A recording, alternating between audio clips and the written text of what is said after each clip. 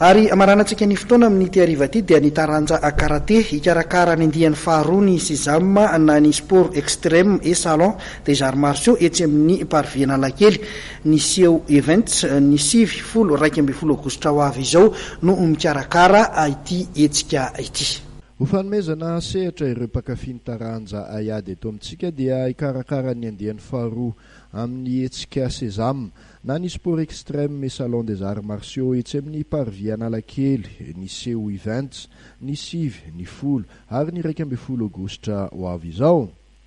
Karazana aiady misy 12 no indray hita amin'ny toerana iray ao anatin'ny telo andro io. Amin'izany no isin'ny fampisehoana ataon'ireo mpiangaly ny ady tsirairay.